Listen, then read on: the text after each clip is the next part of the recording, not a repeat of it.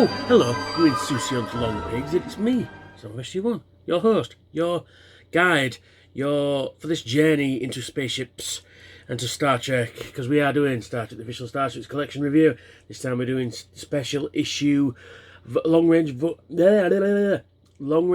Vulcan Shuttle Surak, as seen in Star Trek the Motion Picture. It's 40 years old. So, as normal, you get a nice glossy magazine, and ship itself, more on that later. Yeah, do you know what, I did the last special, and I thought, you know what, I was playing with this yesterday, and I thought, you know what, I'm going to do this special, instead of doing a few, then the specials. So I'm like, you're getting two specials for the price of one. So, let's get a crack on, shall we? Yeah, shall we, let's? Vulcan Long Range Shuttle, specification, type, transport, active, 2270, origin, Vulcan, passenger, Spock, yeah. And then we get a nice CG render of it there. That'd have been better on the front than the sort of aft section of it there. And then we get the specification, the topographical views there, top, bottom, front and back, side rather, should I say. Very nice, very nice, very nice. And then we get the actual shuttle itself, because it does detach in the movie. I'll get onto that later. So yeah, nice views of it there, which is really cool. And then we get I think it's a shot of the model, actually, the actual physical model there, which is really nice. Designing the Vulcan warp sled. Yes, I'll get onto that in a moment. It's quite interesting, actually. We'll start with the motion picture. Gene Roddenberry wanted Spock to arrive in a shuttle that could catch up with the Enterprise. And then we've got various sketches of it coming together there. And you can see it more and more coming together here. And of course there's the final image there, which is really nice, really nice. And then you've got some really nice up-close drawings of it there. Some more drawings of what it might look like too. Excuse me. So yeah, I love all this stuff, but yeah, I like it. And then we've got the storyboards of it, you know, coming out of warp and detaching and attaching itself to the Enterprise there, which is really cool.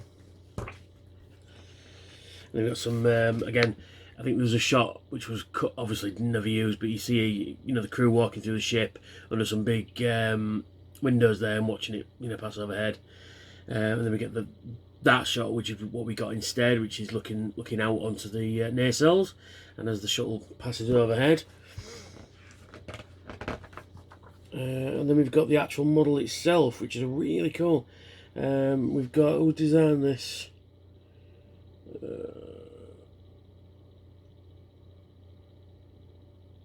Robert Abel. Then you got some really nice photos of the studio model there as well, which is really cool, really nice. Some really good source materials when making this, so this is why this one is pretty fucking cool. And then we got bringing back Spock. In the 1970s, Spock seemed to be set to go ahead. In 1970, Star Trek seemed to go set to go ahead without Spock, but director Robert Wise persuaded Leonard Nimoy to return to the role. And then you got him in his uniform there, and then on Vulcan, and then in his Vulcan robes. Yes, because in 1970 he wrote the book I Am Not Spock, and because apparently when he was in Leonard Nimoy, when he was in New York sometime, a young mother said to a small child, "Hey, look, is your favourite character over there, Spock?" And he's like, "What? You know, are you kidding?" And of course, he didn't associate the actor Leonard Nimoy with the character of Spock. So, and that's when he came up with I Am Not Spock, which is not. Because if you actually read the book, it's not about. So I'm moving stuff so I can get this next bit done. It's not about him not being wanting to be Spock. It's about him just not being Spock. And the follow up, I Am Spock, tells you about, you know, it's just realization. It's like, you know what, why not embrace it rather than go, I don't want to do that, you know. So there you go. Anyway, so we shall get onto the ship. Join us, shan't you, for a closer look. And there we have the ship itself. As you can see, it's the Vulcan Long Range Shuttle Surak. Now, I believe there was a micro machine of this fella. Came out when it would have come out, maybe 95, something like that. Or maybe even earlier than that, I'm not sure. So yeah. Also an interesting fact: this bit here on top, this whole section, this is the shuttle. This is the warp drive. Now they kind of copied this on Star Wars in Episode 2 when Obi-Wan goes off on his little mission. They have a hyperdrive ring that connects to a ship, which is very clearly this, because this is the first time you see it, as far as I'm aware. So anyway, just a little anecdote there. So we'll take it off the stand and we will have a closer look at the ship. And as you can see, very, very, very nice. It's done this like sort of grey with bits of purple thrown in there as well. There's 2 tones of grey, so we'll have a little closer look as well. As you can see there, it says Surak in English with some numbers on there, and it also gives it in Vulcan as well. Then you've got some really nice detail along the nacelles there, some grime building up, some yellow stickers and stuff like that. You've got some reaction control thrusters at the back, clear nacelles, which is a lost art these days. And then you've got some like what looks like backwash coming out of the nacelle there, which is quite cool. And you've got some lovely Aztecing going on there. And then you've got the front of the nacelle again, which has got some. I'll show you this side if we can get it into frame, because it is a big bastard, this. It's quite heavy as well. Come on, focus. There we go. Reaction control thrusters, and then you've got the buzzer collectors at the front there as well. On the inside of the nacelle, if you can see it, there you go. You got some nice black interior warp drive, very much like the Enterprise. Some more Aztecing, and of course, it looks like it looks like a build-up of grime and stuff like that as flying through space. Come on, focus. There we go. And then you got these, like, what obviously are landing pads, and they've been scratched up and messed around, you know, because it looks like this has been in service for a lot of years. It's a really cool idea. I like it. And then you got the underside of the shuttle as well, which I didn't notice until just I was doing this review. Here, you've got what appears to be phaser emitters. Now, I never knew that. That's really cool. You got Surak there. You got some reaction control thrusters on each corner. Not a big fan of this join line, which is a bit of a shame. Like I say, you got some really nice detail in on that as well. Some more Aztecing, You got the warp core ejection plate there. You've got some more detail. You've got Surak in Vulcan. But the detail on this is absolutely exquisite. And we'll actually take a look at the shuttle itself. We'll zoom that out just for a moment. There we are. As you can see, very nice, very nice, very nice. You've got some really nice, again, lots of detail on there. We'll zoom that in as well. You've got Surak in English there, and you've got some more thrusters on the side there. And you've got some pink going on with some red dots up the side. I think that might be a paint chip. I'm not sure. I think it is, you know. But it adds to the impression that it's been around a while, you know. One thing I don't like about the shuttle is the front end of the actual shuttle itself. This whole section here.